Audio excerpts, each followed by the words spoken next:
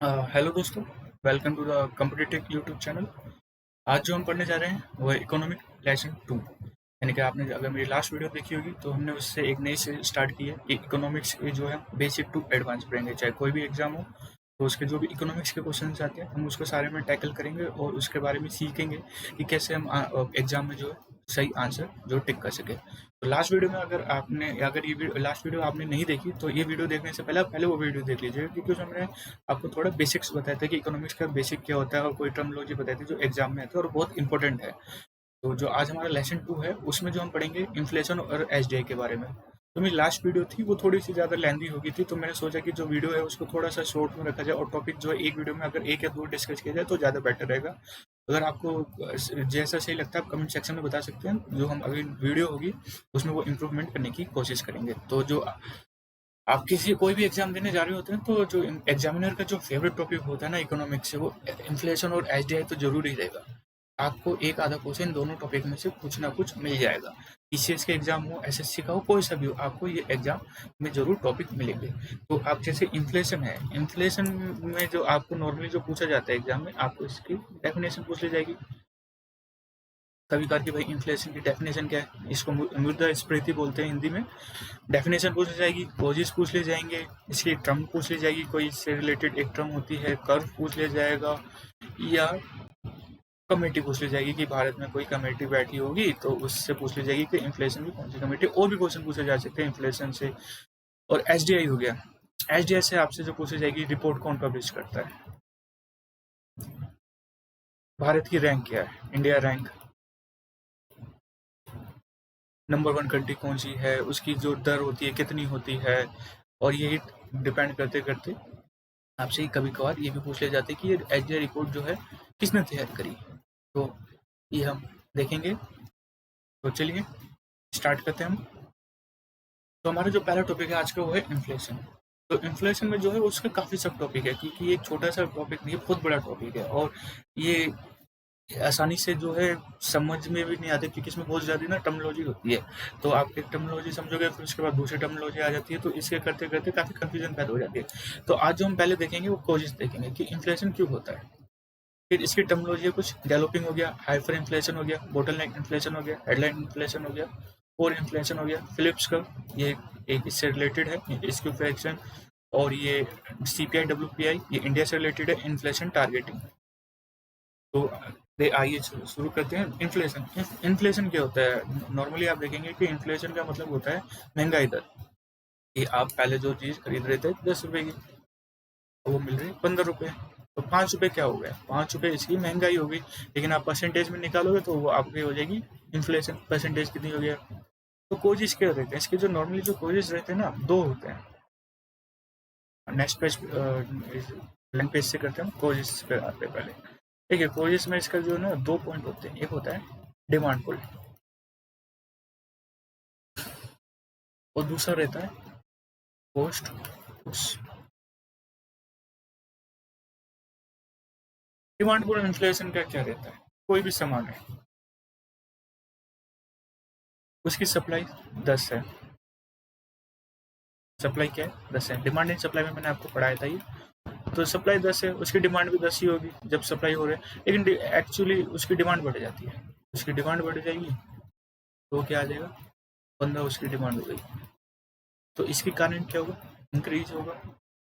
5 demand बढ़ी, 5 demand बढ़ने के कारण क्या होगा, इन्फ्लेशन होगा। कि जो पहले 10 रुपए की वो सामान बिक रहा होगा, अब 5 की डिमांड बढ़ गई है, तो यानी कि 15 खरीदने वाले हो गए और 10 भी, केवल 10 केवल उनके पास वस्तु है, तो उनका क्या होगा, प्राइस बढ़ जाएगा। प्राइस बढ़ेगा तो क्या आ जाएगा, हमारा इन्फ्लेशन के तौर पे आ जाएगा कि डिमांड पुल। यानी कि जब किसी मार्केट की या किसी देश में डिमांड बढ़ जाती है कि जो पहले से थी उससे ज़्यादा डिमांड हो जाती है, तो उसको हम क्या बोलते हैं, डिमांड पुल इन्फ्लेशन। अगला हमारा जो है कॉस्ट पुश। कॉस्ट पुश का ऐसा हो गया कि कोई भी आप एग्जाम वो सॉरी कोई भी आप प्रोडक्शन हो रहा होता है, ठीक है, प्रोडक्शन हो रहा है, तो उसमें सब मटेरियल है, रॉ मटेरियल लगता है। स्टील का उपयोग हो गया, लकड़ी हो गई, ये रॉ मटेरियल होता है। सपोज कीजिए कि किसी स्टील के प्रोडक्शन में कमी आ गई, स्टील के प्रोडक्शन में कमी आ गई तो उसका दाम बढ़ गया।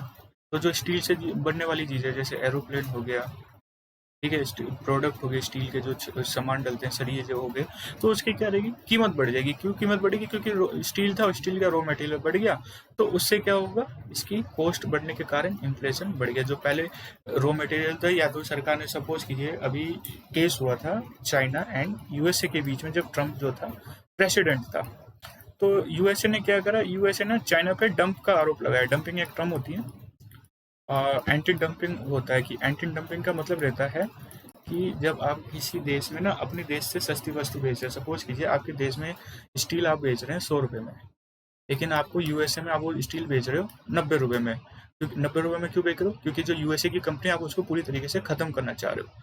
तो इसको जो बोलते हैं डंपिंग बोलते हैं। एंटी डंपिंग जो एक कानून होता है डब्ल्यूटीओ के द्वारा। तो यूएसए ने क्या करा, इसके ऊपर आरोप लगाया चाइना के ऊपर कि चाइना जो है डंप कर रहा है। तो उन्होंने स्टील के ऊपर, इनके ऊपर टैक्स वैक्स लगाया, ये वगैरह करा, तो उससे क्या है, स्टील के प्राइसेस बढ़ गए।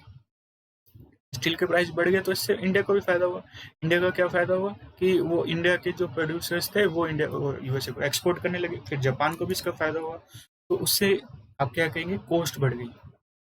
चाइना वालों की तो कॉस्ट बढ़ गई ना, कि उनके ऊपर टैक्स वैक्स लगा दिया। तो उससे क्या रहेगा, उनका कॉस्ट कुछ इन्फ्लेशन हो गया। यानी कि अगर कोई मटेरियल पे कोई बैन लग जाए, कोई तरीके का उसका कुछ भी हो जाए, तो जिसके कारण उसका प्राइस बढ़ जाता है, तो जो उसका जो फाइनल प्रोडक्ट होता है उसका भी प्राइस बढ़ेगा। और जो उसका जो फाइनल जो रिजल्ट होगा वो होगा कि इन्फ्लेशन माना जाएगा, क्योंकि पहले से ज़्यादा उसके प्राइस बढ़ गए हैं। उम्मीद करता हूँ आपको ये समझ में आएगा, demand pull and cost push normally पूछ लिया जाता है। देखिए अगला जो है हमारा, टर्मोलॉजी की तरफ चलते हैं। गैलोपिंग, जो हमारी जो गैलोपिंग है, गैलोपिंग का मतलब होता है तेजी से बढ़ने वाली।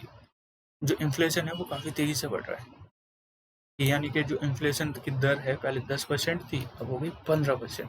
15 से हो गई 20%, 20 से हो गई 40%। इन्फ्लेशन जो है तेजी से बढ़ रही है, कोई इसमें रुकावट नहीं आ रही। अगला जो टर्म है हमारी, हाइपर इन्फ्लेशन। हाइपर इन्फ्लेशन का जो है ये काफ़ी जरूरी है। हाइपर इन्फ्लेशन जो हो गया, आपने जो मैंने अभी गैलोपिंग का बताया था, गैलोपिंग का मतलब होता है कि तेजी से बढ़ने वाली। यानी कि अभी 5% इन्फ्लेशन है, कुछ टाइम बाद अगले महीने हो गया 10%, उसके अगले महीने हो गया 20%। लेकिन हाइपर इन्फ्लेशन होता है कि आज 10% है, कल 100% हो गया, उसके अगले दिन 1000 हो गया, फिर 5000 हो गया। इसको बोलते हैं हाइपर इन्फ्लेशन। जो कंट्री जो है, जो अभी सफ़र कर रही है, आपने नाम सुना होगा, केनिया की एक कंट्री है, सॉरी साउथ अफ्रीका की एक कंट्री जिम्बाब्वे। मेरी ख्याल आप स्पेलिंग देख लीजिएगा। तो जिम्बाब्वे जो है, उधर क्या है, हाइपर इन्फ्लेशन है। अब वहाँ पे जो प्रोडक्ट है ब्रेड के, यानी कि नॉर्मल जो ब्रेड होता है खाने वाला, उसकी जो प्राइजेस है $1 मिलियन तक हो गई थी उधर एक टाइम पे। यानी कि वहाँ पे किसी के पास $1 मिलियन भी हैं, तो उसको केवल, वो केवल उसका ब्रेड खरीद सकता है। उन्होंने फिर इसको महंगाई को कंट्रोल करने के लिए कैसे करा?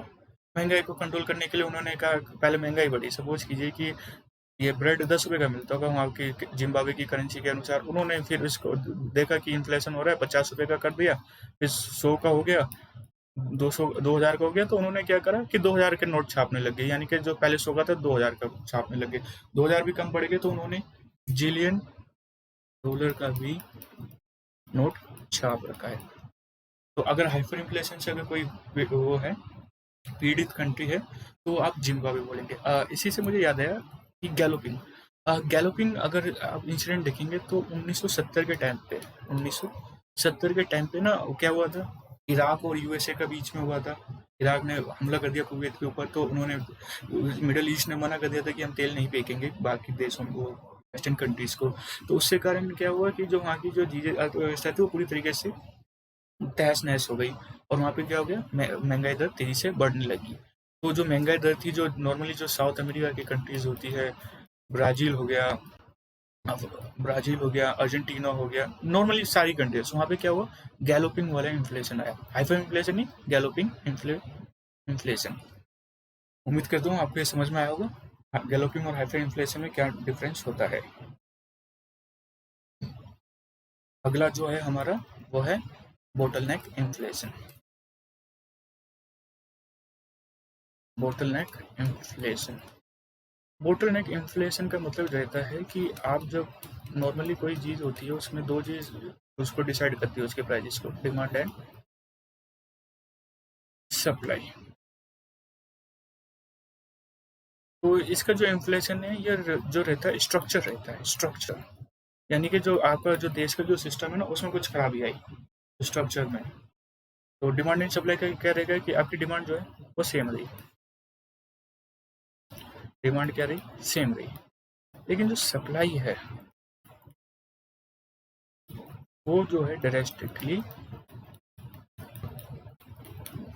वेरी लो हो गई।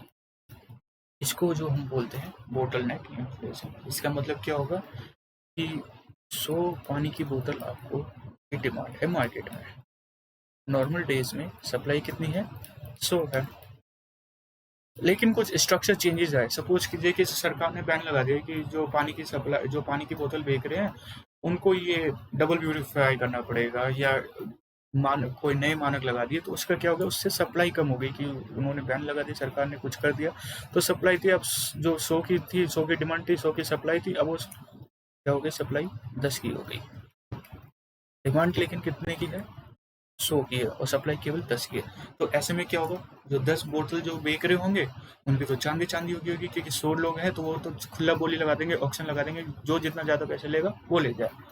तो सप्लाई बिल्कुल कम होने के कारण, ना के बराबर होने के कारण डिमांड जो है बहुत, और डिमांड जो है सेम है पहले से, तो इससे क्या रहेगा आपका इन्फ्लेशन जो होगा बहुत ज़्यादा हो जाएगा। ये जो होता है स्ट्रक्चर रहता है कि सरकार की कोई कमी होगी, मार्केट की कोई कमी होगी, इससे जो रहता है हमारा बोटलनेक इन्फ्लेशन होता है।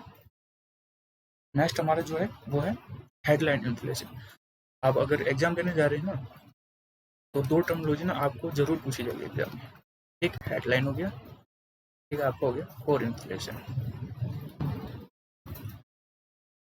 कि हेडलाइन इन्फ्लेशन में क्या आता है और कोर इन्फ्लेशन में क्या आता है। जो भारत है, भारत में जो इन्फ्लेशन है दो तरीके से नापा जाता है, एक कोर इन्फ्लेशन नापा जाता है, एक हेडलाइन इन्फ्लेशन नापा जाता है। जो आजकल आप मार्केट देखे होंगे ना न्यूज़ चैनल में कि भारत इन्फ्लेशन इतना चल रहा है, वो जो आपको दिखाया जाता है वो कोर इन्फ्लेशन दिखाया जाता है।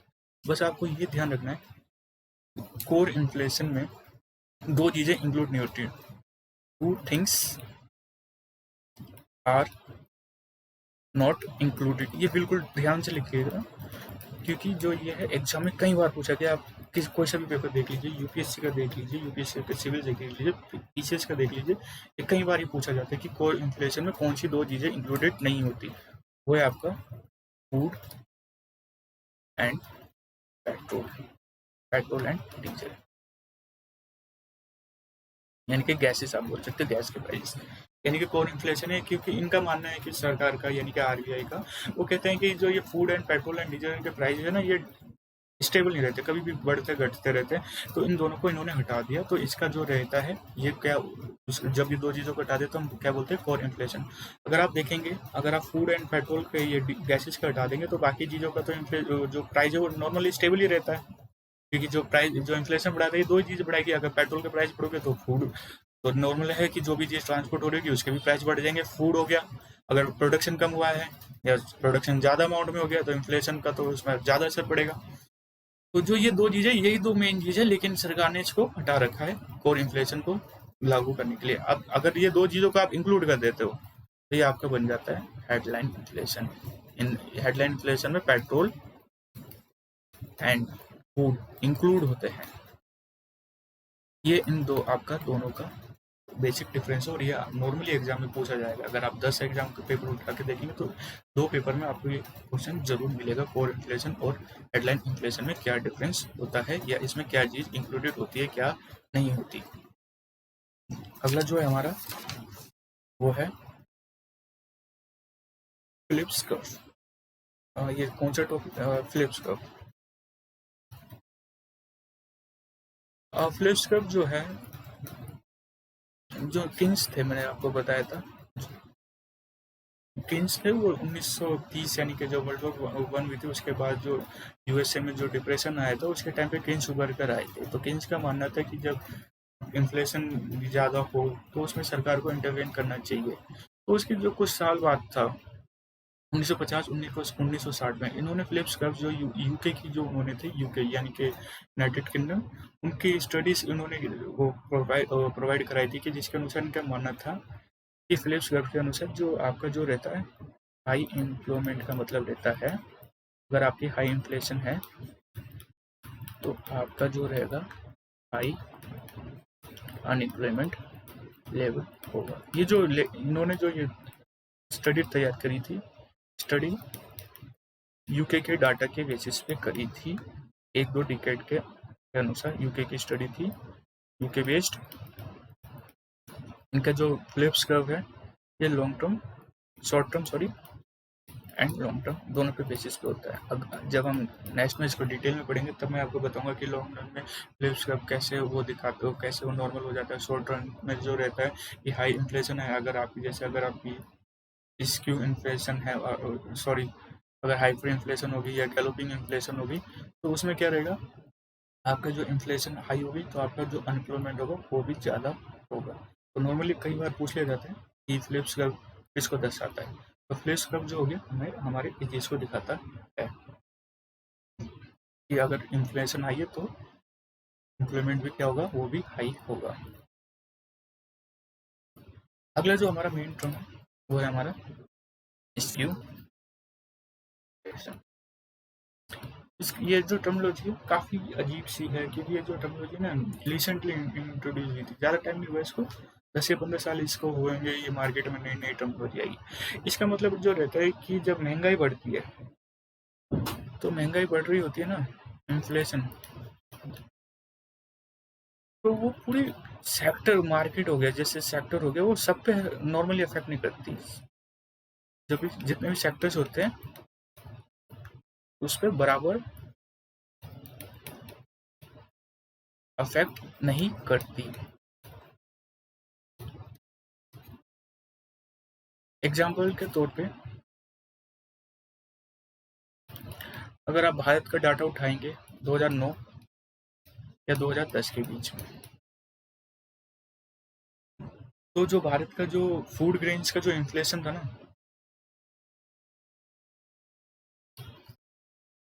वो 15% हो गया था।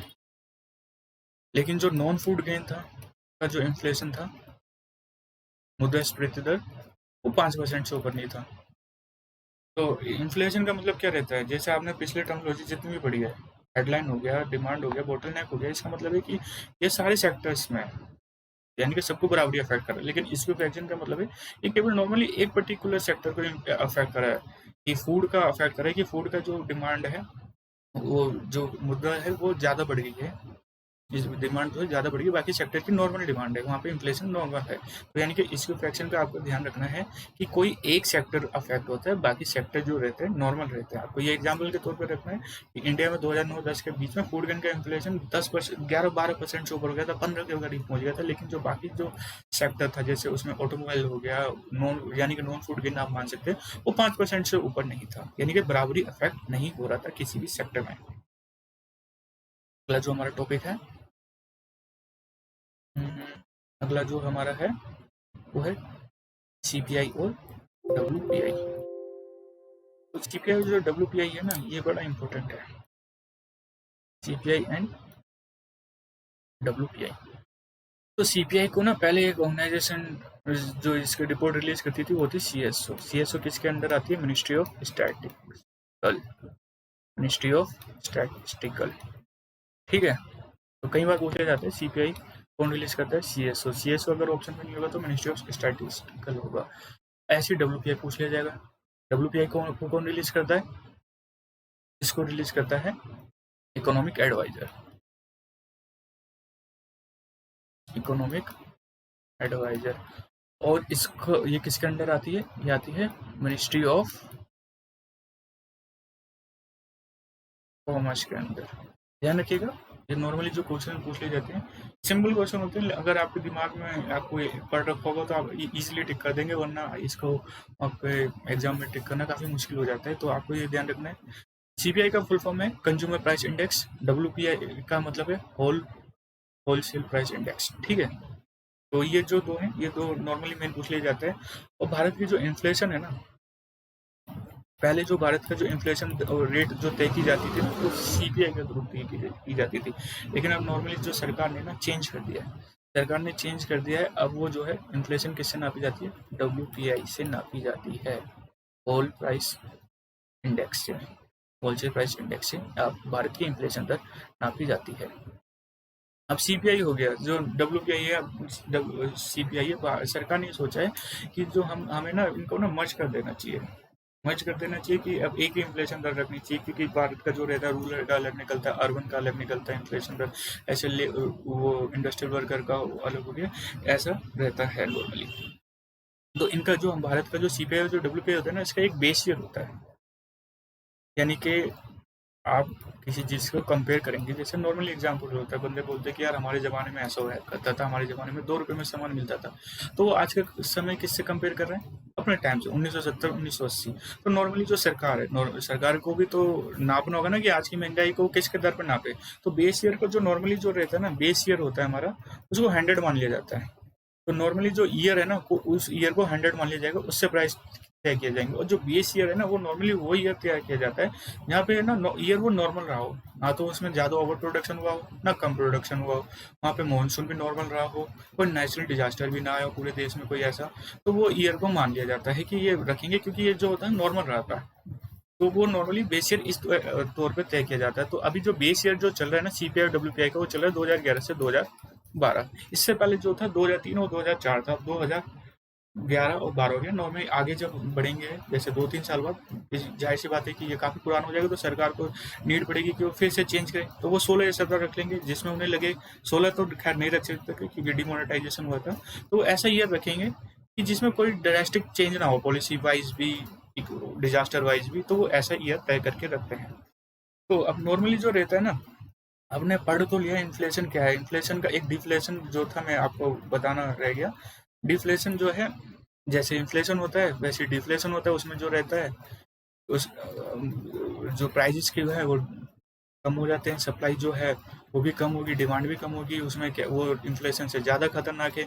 इन्फ्लेशन में कम से कम आपका इन्वेस्टमेंट तो आता है शुरू में, लेकिन उस डिफ्लेशन में तो पूरी हालत खराब हो जाती है इंडस्ट्री की। तो जैसे मैं आपको बता रहा था इन्फ्लेशन, तो इन्फ्लेशन को करने के लिए ना भारत में कुछ कमेटियाँ बनाई थी। पूछ लिया जा सकता है आपका एग्जाम में कि कमेटीज के बारे में। तो जैसे कि ना इन्फ्लेशन टारगेटिंग होता है। इन्फ्लेशन टारगेटिंग का मतलब रहता है कि सरकार ने तय किया है कि हमारी जो इस साल की जो इन्फ्लेशन होगी ना, वो कितनी होनी चाहिए, 5 या 6% होनी चाहिए। तो कुछ कमेटीज भारत में बनी है, जैसे तारापुर कमेटी हो गई, ठीक है, सी रंगराजन कमेटी हो गई, सॉरी इसकी स्पेलिंग गलत हो गई, सी रंगराजन, सी रंगराजन। उसके बाद जो होगी चक्रवर्ती कमेटी हो गई, चक्रवर्ती कमेटी, ठीक है। तो ये जो था, इन्होंने जो कहा 6 से 7% होना चाहिए, ठीक है। श्रीरंग राजन ने कहा 3 से 5%, 3 to 5%। और चक्रवर्ती कमेटी ने कहा 4%। ये जो बनी थी हमारी 1981 में बनी थी, ये हमारी रिसेंटली बनी है। और तारापुर जो बनी है ये 97 से 2000 के करीब में बनी है। तो जो फरवरी 2015 है, उसमें सरकार ने इन्फ्लेशन टारगेटिंग को अडॉप्ट कर लिया कि हमारा देश जो है वो इन्फ्लेशन टारगेटिंग अडॉप्ट करेगा, इन्फ्लेशन टारगेटिंग अडॉप्ट करेगा, ठीक है।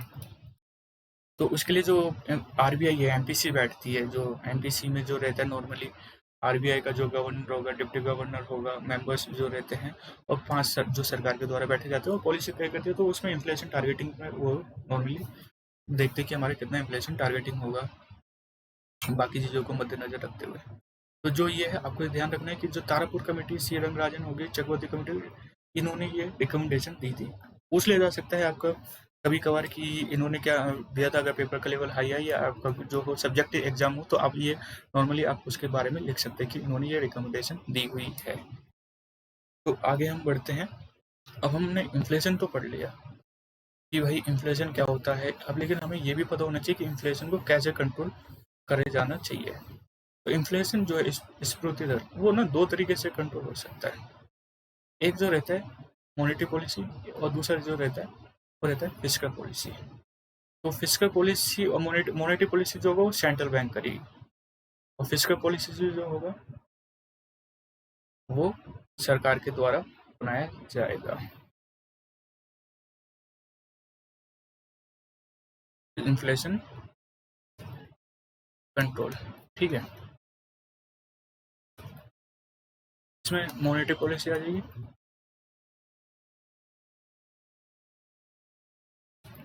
आरबीआई, फिस्कल पॉलिसी, गवर्नमेंट, ठीक है। तो मॉनेटरी पॉलिसी में जो रहेगा ना आपका, आरबीआई आ गई, मॉनेटरी पॉलिसी में क्या रहेगा, वो बोलेंगे कि यार लोन देना बंद कर दो, बैंक से बोलेंगे आप लोन मत दो, क्योंकि लोगों के पास पैसा है ना, वो कहेंगे कि इन्फ्लेशन का मतलब है कि लोगों से वो पैसा खींचेंगे।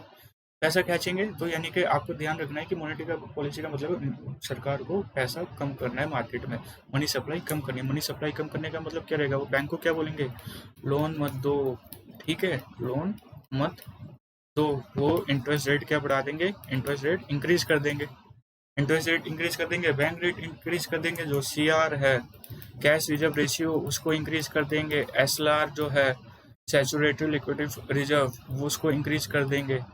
ये जो रह गया, इसका क्या रहेंगे, मार्केट से पैसा खींच रहे हैं। एक होता है open market, open market operation, इसमें वो क्या करेंगे, ओपन मार्केट ऑपरेशन का मतलब रहता है कि जो आरबीआई है ना, वो बॉन्ड जो है ना, गवर्नमेंट के बॉन्ड खरीदती है और बेचती है।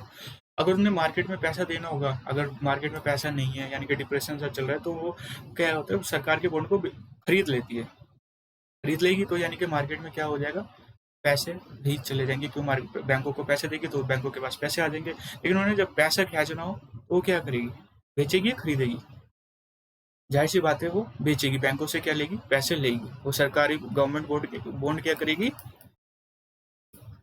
सेल सेल करेगी, ठीक है, गवर्नमेंट बॉन्ड सेल करेगी, तो उससे क्या रहेगा कि उनके पास जो मार्केट में पैसा था एक्स्ट्रा, वो उनके पास आ जाएगा, उससे क्या रहेगा, इन्फ्लेशन कंट्रोल में हो जाएगा।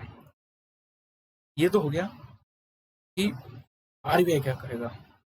अब जो हमारा नेक्स्ट टॉपिक है वो है फिस्कल पॉलिसी, सरकार क्या करेगी। अगर आपके पास ज़्यादा पैसा है ना, तो सरकार के पास एक ही राय है, वो क्या लगा देगी, इन्फ्लेशन टैक्स। ये क्या कर देगी, गवर्नमेंट क्या कर देगी, टैक्स इंक्रीज कर देगी, टैक्स इंक्रीज कर दिए, पहले आप 10% दे रहे थे, 15% हो गए, यानी कि आपके पास पैसा खींच लेगी, एक्सपेंडिचर हो गया, ठीक है, एक्सपेंडिचर अपने कम कर देगी, यानी कि सरकार भी ना खर्चे करती है, सरकार अपने खर्चे कम कर देगी, जैसे वो रोड बना रही है, कुछ और इन्वेस्टमेंट कर रही है, वो कम कर देगी, क्योंकि अगर वो इन्वेस्टमेंट करती, सरकार जो इन्वेस्टमेंट करती है ना, उससे पूरी मार्केट फल फूल जाती है, लेकिन वो अपने एक्सपेंडिचर कम कर देगी, कंट्रोल कर देगी, बिल्कुल टाइट रख लेगी। तो एक चीज मैं आपको इंपॉर्टेंट बता रहा हूँ, इन्फ्लेशन टैक्स होता है, इन्फ्लेशन टैक्स होता है महंगाई दर। तो कई बार कभी कभार पूछ ले जाते हैं, इसको जो रहता है किसने प्रपोज किया था, टोबिन, टोबिन करके है, उन्होंने इसको प्रपोज किया था। तो जो मॉनेटरी और फिस्कल पॉलिसी है, फिस्कल पॉलिसी गवर्नमेंट देखेगी, टैक्स बढ़ा देगी, अपने एक्सपेंडिचर कर देगी, टैक्स नए नए तरीके से कंट्रोल करेगी। तो जो ये हमारा है, ये हमारा इन्फ्लेशन हो गया। और वही अगर डिफ्लेशन हो, यानी कि घाटा चल रहा हो, तो मॉनेटरी पॉलिसी क्या होगी, आरबीआई उसका अपोजिट करेगी, यानी कि वो बैंक रेट घटा देगी, लोगों को बोलेगी आप लोन लीजिए, खर्च कीजिए, खर्च करोगे, वो ओपन मार्केट ऑपरेशन में क्या करेगी, वो खरीद लेगी, वो खरीद लेगी, तो वो सॉरी बेचेगी, तो बेचने से क्या रहेगा, पैसा आएगा गवर्नमेंट के पास। और फिस्कल पॉलिसी में गवर्नमेंट क्या करेगी, टैक्स घटा देगी, एक्सपेंडिचर बढ़ा देगी, ठीक है। तो ये जो रहता है डिफ्लेशन में होता है और वो इन्फ्लेशन में होता है। आज का जो हमारा लास्ट टॉपिक है वो है HDI, जिसको हम बोलते हैं ह्यूमन डेवलपमेंट इंडेक्स। इसको जो प्रिपेयर किया था ना, इसको सॉरी पब्लिश जो करती है, आपको पहले ये बताना चाहिए, पब्लिश जो करती है वो करती है UNDP, United Nation Development Programme, ठीक है। तो 2020 की जो रैंक आई थी ना, उसमें इंडिया जो था 131 पे था। उसके बाद अगर आप देखेंगे 2020, इसको जो प्रिपेयर किया था, HDI रिपोर्ट को प्रिपेयर किसने किया था,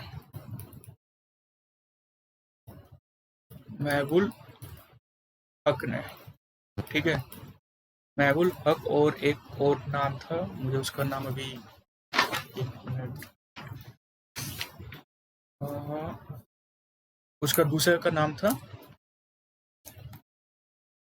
इंगे पोल, ठीक है। इन दोनों ने प्रिपेयर किया था। महबूब हक थे ना, वो पाकिस्तान के थे, तो पाकिस्तान के बाद वो वहाँ के फाइनेंस मिनिस्टर रहे। उन्होंने उनके टाइम पे पाकिस्तान ने काफ़ी डेवलपमेंट किया था। बाद में ये बांग्लादेश शिफ्ट हो गए, तो इनका जो नोबेल प्राइज इनको मिल रखा है इकोनॉमिक्स में। इन दोनों ने जो था ये एचडीआई रिपोर्ट तैयार की थी। तो जो पहली जो एचडीआई रिपोर्ट जो पब्लिश हुई थी ना, ये अभी यूपी के पेपर में आया था। यूपी मेरे ख्याल से लेक्चरर के में आया था, इकोनॉमिक्स लेक्चरर के पेपर में ये क्वेश्चन आया था कि एचडीआई की पहली रिपोर्ट कौन से साल में पब्लिश हुई थी। तो जो वो पहली ईयर में जो पब्लिश हुई थी ना, वो था 1990। आपको ध्यान रखना है, एचडीआई के अगर पेपर में जो क्वेश्चन आते हैं ना, तो नॉर्मली अगर सिंपल क्वेश्चन पूछेंगे तो पूछ लेंगे कि कौन पब्लिश करता है। उसका आंसर है यूएनडीपी। उसे थोड़ा एक लेवल हार्ड बनाएंगे तो इंडिया की रैंक पूछ लेंगे। इंडिया की रैंक क्या है 131 2020 के अनुसार। अभी 2021 की रिपोर्ट आना बाकी है। थोड़ा और उससे ऊपर जाएंगे, महबूब हक के बारे में पूछ लेंगे कि इकोनॉमिक नोबेल इकोनॉमिक प्राइज उनको किसको मिला था, तो ऑप्शन में दे देंगे। इन दोनों ने मिलकर जो था एचडीआई रिपोर्ट तैयार की थी।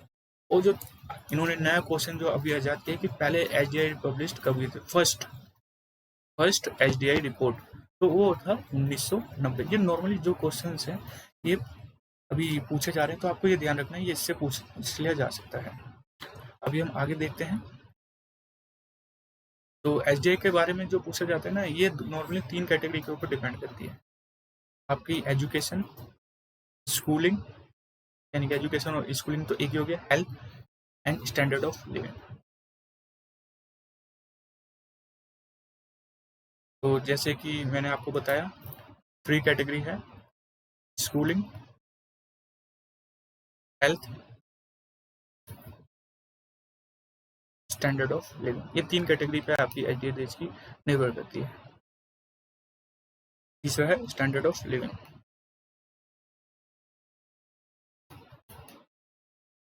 तो जो नॉर्मली एचडीआई है ना, वो हाई डेवलपिंग कंट्रीज करती है, मीडियम करती है और लो करती है। तो जो हमारा हाई है ना, वो आपका 0.80 से 1.0 आती है। जो इसकी जो मेजर जो पॉइंट रहती है वो 0 से 1 के बीच में रहती है।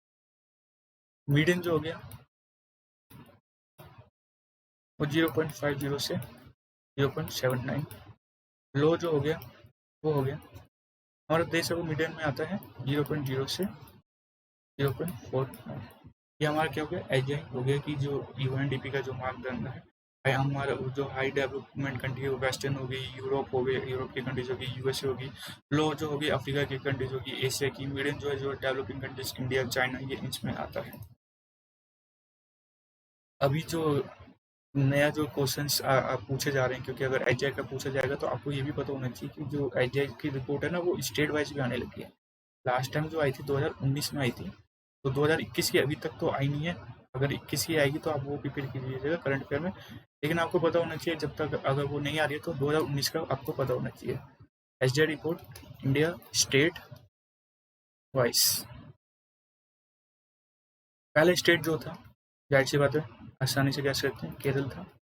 दूसरा जो था हमारा चंडीगढ़, यूटी एंड चंडीगढ़ दोनों के मिला के आए थे 36 स्टेट, जिसमें यूटी भी इंक्लूडेड थे। तीसरा जो था गोवा, चौथा लक्षद्वीप, पांचवा जो था दिल्ली। ये जो थे टॉप 5 थे, जिसमें यूटी एंड स्टेट दोनों इंक्लूडेड थे। अब कुछ स्टेट हैं आपको पता होना चाहिए उनके बारे में। नॉर्मली जो है बड़े स्टेट हो गए, सॉरी जो लास्ट में जो रहा था 36 में, वो रहा था बिहार, ठीक है। यूपी जो रहा था 35 पे रहा था। जो झारखंड है 34 पे, 33 पे एमपी, और जो राजस्थान है वो 20 पे। तो ये हमारी एचडीआई थी, ये स्टेट वाइज थी। तो उम्मीद करता हूँ जो मैंने आज इन्फ्लेशन और एचडीआई के बारे में पढ़ाया आपको समझ में आया होगा। और अगर आपको किसी चीज़ में दिक्कत आई हो तो कमेंट सेक्शन में आप करके बता सकते हो। और मेरे ख्याल से इससे बाहर कोई क्वेश्चन पूछा जाएगा नहीं, इसी के दायरे में पूछा जाएगा। तो अगर आपको ये वीडियो पसंद आई हो तो प्लीज़ लाइक कीजिएगा और सब्सक्राइब कीजिएगा, और जल्दी हम आपके साथ मिलते हैं एक नई वीडियो के साथ। Thank you, have a nice day.